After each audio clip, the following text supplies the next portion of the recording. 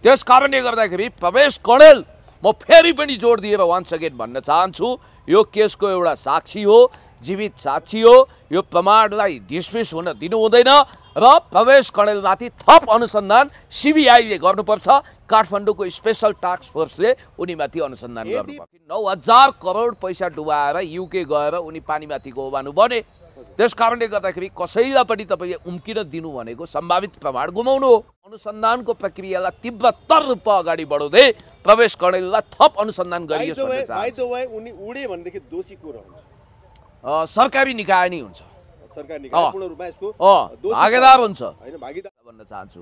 बिना भेटिन आजै भेटिन। यहाँ मैले पनि बिहान भिडियो हेर्दा एकदम खुसीका साथ मैले त तपाईँलाई फोन गरेको थिएँ, तपाईँको फोन लागेन। हरि सर यहाँ तपाईँले गरेको अनुसन्धान अथवा तपाईँले जुन ढङ्गले एउटा केस स्टडी गर्नुभयो त्यो त सफल भयो भनेर भन्नै खोजेको थिएँ। ठ्याक्क भिडियो खोलेर हेरे त कहाँ फेला पर्नु, बिना फेला परिन्। एउटा होइन 10वटा भिडियो आइरहेको छ। गलत प्रचार कहिले ज्योतिषी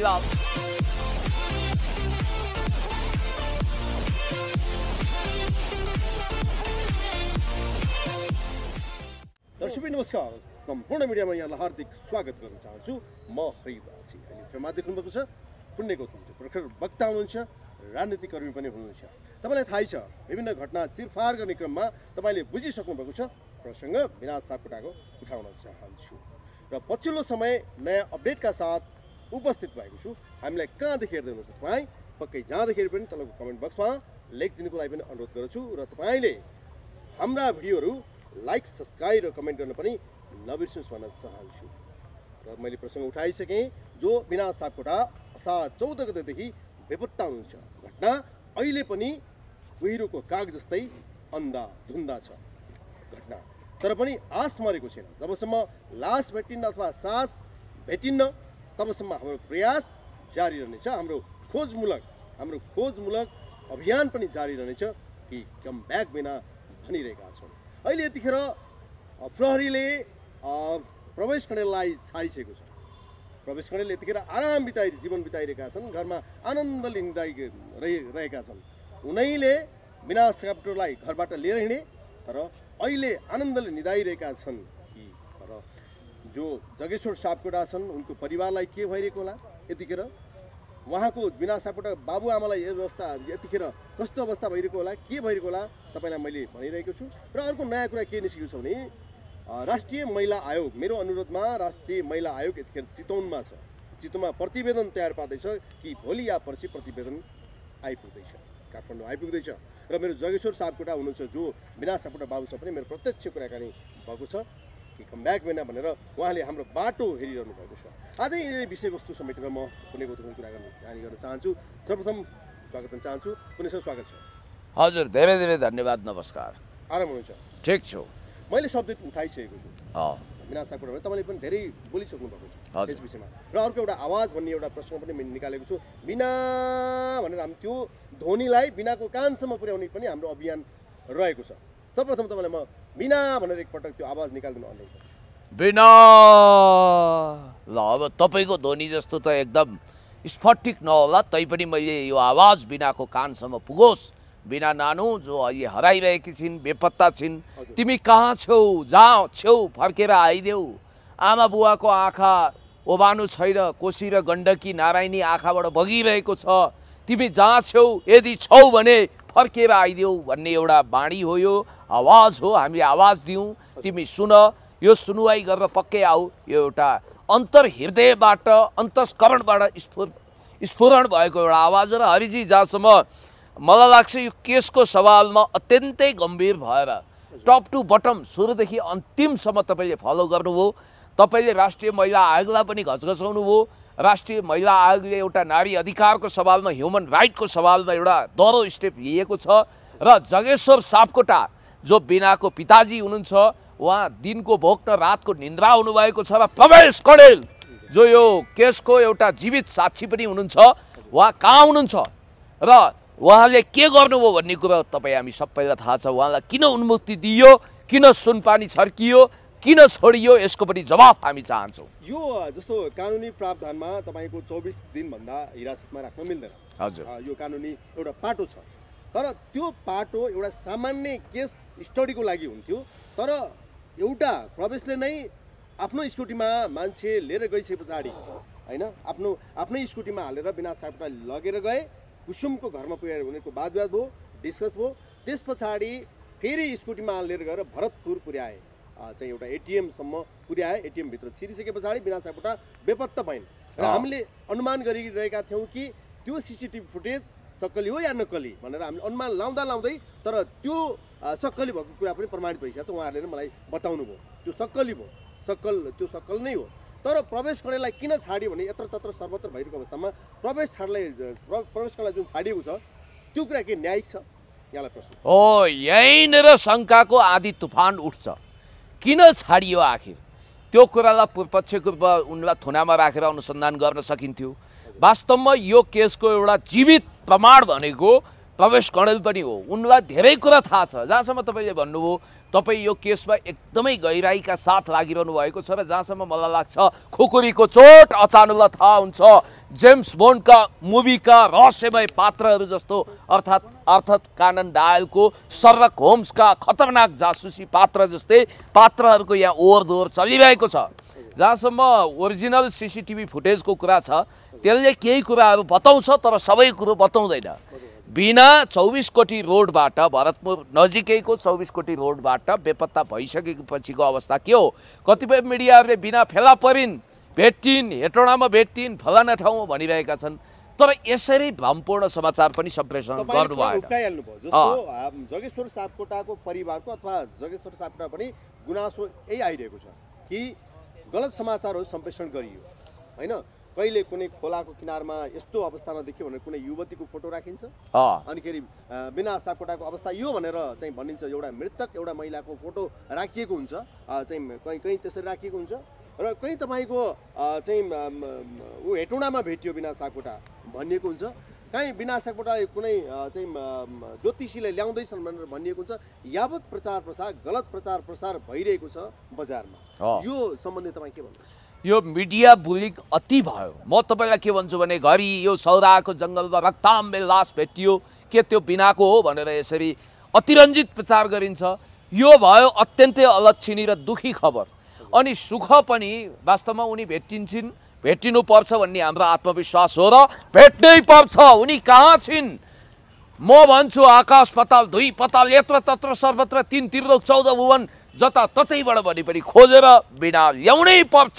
अपहरणकारीले अपहरण गर्यो कि अथवा प्रवेश कणेलको यसमा के तेलाबेला छ सबै कुरो। तर जो बिना फेला परेकी छैनन् उनी फेला परिन् भनेर अतिरञ्जित र झुटो खबर फैलाएर झुटो खुसी होइन, त्यो गैर जिम्मेवार पत्रकारिता हो। यसरी पत्रकारिता हुँदैन। जिम्मेवार पत्रकारले त जे हो त्यो कुरा बाहिर ल्याउने हो। अहिलेसम्मको अवस्था हामी चाहन्छौँ कि यो भिडियो गरिरहँदा वा अपलोड गर्दा उनी भेटिउन् र त्यो भविष्यवाणी साकार होस्, अलक्षिणा होस् वा लक्षणको होस्। दुवै समाचार सत्यमा आधारित हुनुपर्छ या सत्यमा आधारित भएन फेक न्युज भयो। शब्द बोल्दै भर्खर तपाईँले अपहरणका कुरा पनि ठ्याक्कै एउटा शब्द बोल्नु भएको छ जसले चाहिँ एउटा जिम्मेवारी लिएर घरबाट निस्क्यो बिना सापकोटा हो। के त्यो शब्दलाई त्यो व्यक्तिलाई हामी अपहरणकारी भन्ने शब्द बोल्न सक्छौँ सक्दैन? त्यसलाई त अब कानुनले डिफाइन गर्छ। तर व्यावहारिक रूपमा त्यो एक प्रकारको किडन्यापै हो। किन हो भने उनलाई जब बोलाएपछि त उनी फिर्ता आइनन् नि, जसको हातबाट हरायो। किनभने उनले घरमा ल्याएर राखिदिएको अथवा ल है तपाईँको छोरी तपाईँको नासो यहाँ आइन् भनेको भए त्यसमा एउटा सत्यापन पुष्टि हुन्थ्यो र त्यसले एउटा कानुनी प्रक्रिया पनि पुरा गरेको मानिन्थ्यो। तर यहाँनिर त के भयो भने नरह्यो बाँस नबज्यो बाँसुरी जस्तो स्थिति छ। त्यसकारण तपाईँले भनेको कुरा व्यावहारिक कसीमा उत्रिन्छ। र अर्को कुरा उहाँको परिवारमा एउटा गुनासो आएको छ। जस्तो उहाँको परिवार जगेश्वर सापकोटाको परिवारमा एउटा गुनासो के आयो भने प्रहरीले कुनै बहानामा अथवा चाहिँ कोभिडको बहानामा अथवा मेन्टल्ली चाहिँ ठिक छैन भन्ने बहानामा प्रवेश कणेललाई छाड्यो भनेर उहाँहरूले त्यो ढङ्गको एउटा कुरा गरिरहनु भएको छ, उठाइरहनु भएको छ। भनेपछि यतातिर प्रवेश कणेललाई प्रहरीले हिरासतबाट मुक्त गराउनु, अर्कोतिर उहाँहरूको परिवारले यो भनिराख्दाखेरि यो बिचको कुरा चाहिँ तपाईँलाई के लाग्छ? म चाहन्छु यो कुरो सेटिङ नहोस्, एउटा संयोग होस्। तर प्रवेश कणेल जब छुटेका छन् भने अब उनी युके फर्किँदै थिए 14 जुलाईमा, त्यो त सम्भव भएन। अब उनी माथि 24 घण्टा निगरानी राखेर वास्तवमा उनी एउटा जीवित प्रमाण हुन्। उनीबाट दुहुनुपर्ने कुरा धोएर अनुसन्धान गरेर दुधको दुध पानीको पानी छुट्याउने दायित्व नेपाल प्रहरीको हो, सरकारको हो, गृहमन्त्रीको। गृहमन्त्रीले चितवनमा एकजना प्रहरीलाई फोन गरेर तिम्रो तालिमको अवस्था के छ भनेर भन्न सक्ने, तर बिनाको हकमा गृहमन्त्रीले कुनै इनिसिएसन लिन नसक्ने किन? म नेपाल सरकारका गृहमन्त्रीको पनि ध्यान आकर्षण गर्न चाहन्छु र यो लडतरो केस होइन। चितवनमा तपाईँलाई थाहा भइगयो नि, जब सुजिता भण्डारीको केस भयो तपाईँ हामीले जे शङ्का गरेका थियौँ त्यस्तै निस्क्यो। घरभित्रकै मान्छे अपराधी निस्केर बलात्कार गर्न खोजेको रहेछ, अनि त्यसपछि उनीहरूले विवाह गर्न खोजेका रहेछन्। विवाह नहुन सकेपछि त्यस्तो घटना घटेको रहेछ भन्ने कुरो त तपाईँ हामीलाई थाहा भयो। त्यस कारणले गर्दाखेरि प्रवेश कँडेल म फेरि पनि जोड दिएर वान्स अगेन भन्न चाहन्छु, यो केसको एउटा साक्षी हो, जीवित साक्षी हो। यो प्रमाणलाई डिसमिस हुन दिनु हुँदैन र प्रवेश कँडेलमाथि थप अनुसन्धान सिबिआईले गर्नुपर्छ। काठमाडौँको स्पेशल टास्क फोर्सले उनीमाथि अनुसन्धान गर्नुपर्छ। यदि बाइ द वे अब प्रवेश कँडेल रिटर्न ब्याक भयो, उता रिटर्न गए, फेरि इङ्ल्यान्ड रिटर्न भयो भनेदेखि यो केस कतातिर जान्छ? यो त यस्तो हुन्छ, विजय माल्याले 9,000 करोड रुपियाँको स्क्याम गरे भारतमा। तपाईँलाई थाहा छ, उनी मनमौजी मस्त मौलाना हरफन मौला पैसालाई पानी शराब बगाउँथे र बलिउडको सिनमा पनि नदेखिएको सौख उनको थियो होइन। अब बोटिङमा पनि त्यतिकै सौखिन। 9,000 करोड पैसा डुबाएर युके गएर उनी पानीमाथिको ओबानु बने। त्यस कारणले गर्दाखेरि कसैलाई पनि तपाईँले उम्किन दिनु भनेको सम्भावित प्रमाण गुमाउनु हो। त्यसकारण उनलाई युके जान दिने नदिने आदि इत्यादि भन्ने कुरोको हाम्रो हातमा छैन। हामी त के भन्छौँ भने अनुसन्धानको प्रक्रियालाई तीव्रतर रूपमा अगाडि बढाउँदै प्रवेश कँडेललाई थप अनुसन्धान गरियोस् भन्ने चाहन्छु। उनी उडे भनेदेखि दोषी को रहन्छ? सरकारी निकाय नै हुन्छ, सरकारी निकाय पूर्ण रूपमा यसको भागीदार हुन्छ हैन, भागीदार हुन्छ। जहिलेसम्म बिना सापकोटा भेटिनन् तहिलेसम्म प्रवेश कँडेल निगरानीमा उनी त शङ्काको सुई उनीतिर तेर्सेको तेर्सै छ। हुन सक्ला भोलि प्रमाणले प्रवेश निर्दोष साबित होलान् या दोषी होलान्, कोही बात छैन। तर अहिलेसम्म बिना कहाँ छिन्। अब कसैले भन्छन् नारायणीबाट आम फालिन्, कसैले भन्नुभन् होइन अब उनी वास्तवमै अपहरणमा परिन् कहीँ छिन्, कसैले भन्नुभयो उनी साथी सङ्गति कहाँ लुकेर बसेकी छिन्, कसैले भन्नुभयो जोगी भिक्षुनी बनिन्, कसैले भन्नुभयो उनको इहलीला ध्यानै समाप्त पारियो भनेर भन्नुभयो। अब के हो, हामी यस्तो अलक्षिणा कुरा सोच्न सक्दैनौँ। उनी हामी चाहन्छौँ कि बिना तिमी जहाँ छौ, यदि छौ भने तिमी कस्तो हालतमा छौ, दुष्टहरूले अपराधीहरूले अपहरण त गरेर राखेका छैनन्, अथवा तिमी कतै सही सलामत छौ भने कृपया तिमी फर्केर आऊ।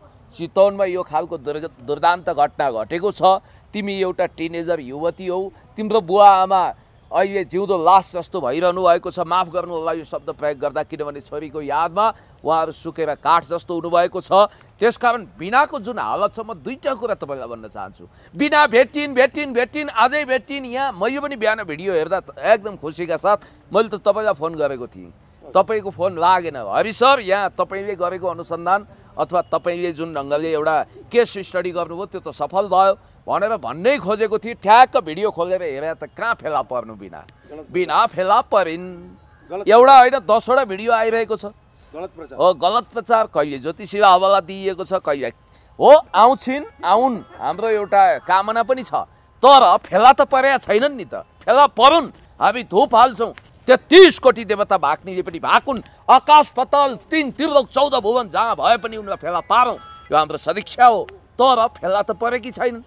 चितवनमा यतिखेर मेरो आग्रहमा जो राष्ट्रिय महिला आयोग पुगेको छ, अनुसन्धान गरिरहेको छ, प्रतिवेदन तयार पार्दैछ। त्यसमा वर्षा ढकाल हुनुहुन्छ जो सरकारी वकिलको तर्फबाट पनि जानुभएको छ, अनि माननीय सदस्यज्यू पनि जानुभएको छ है। भनेपछि अब यो कस्तो खालको प्रतिवेदन आउला जस्तो लाग्छ यहाँलाई? होइन, प्रतिवेदन त महिला आयोग जाने बित्तिकै त्यसले अलि तपाईँले घचघचाएको भनेपछि त्यसमा केही न केही अनुसन्धान राम्रै होला आशा गरौँ। तर पूर्णतया 100% विश्वस्त हुने ठाउँ चाहिँ काहीँ पनि रहँदैन। तर 90% विश्वस्त हौँ कि महिला आयोगको एउटा टोली नै त्यहाँ गएको छ, इन्भेस्टिगेसन अफिसर पनि गएका छन्। र त्यहाँ गइसकेपछि दुईवटा कुरो चाहिँ हुने भयो हरि सर।